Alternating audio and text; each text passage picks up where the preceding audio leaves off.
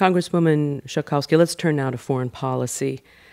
The situation, the crisis in Ukraine. I'd love to get your view on Russia's efforts to upend, essentially, what has been the post-Cold War order by provocation and force. So far, Washington has imposed asset freezes and visa bans on dozens of individuals, but has stopped short of imposing targeted sanctions on whole sectors of the Russian economy or specific companies and banks. Now, some members of the Senate Foreign Relations Committee, some of your colleagues, want the U.S. to impose sector sanctions now. Don't wait until the May 25th election. It may not even happen. That's right. So what is your view with respect to sanctions? Should we ramp them up now? Where do you stand? Well, I think that we should ramp them up, but I also agree with the administration.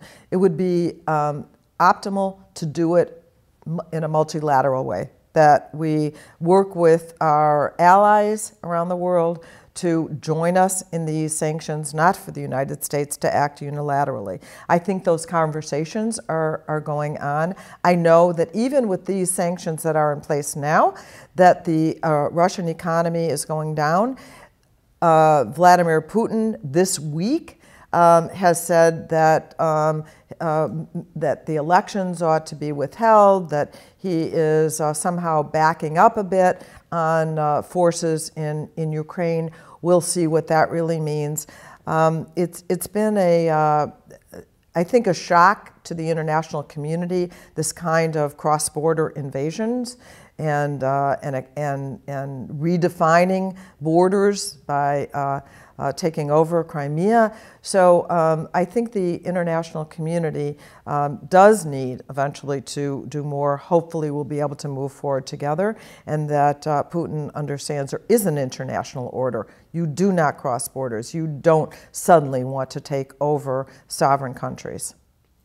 What other measures would you advocate? Perhaps long-term, some people are talking about exporting more liquefied natural gas. As here in the United States, we have much more natural gas, shale gas, as a long-term strategy to help the Europeans become less dependent on Russia.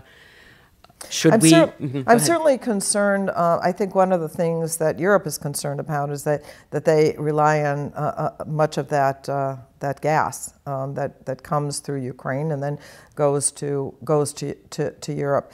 I am not a big supporter of pipelines and fracking and this gas revolution that has been going on, because I think that it does threaten the environment. We have a new report coming from the administration showing that even here in the United States, that global warming is having a pretty devastating effect in many parts of our country in terms of floods, in terms of drought, water is a problem. So I'm for clean energy technologies, exporting those, helping countries use those in order to meet their energy needs.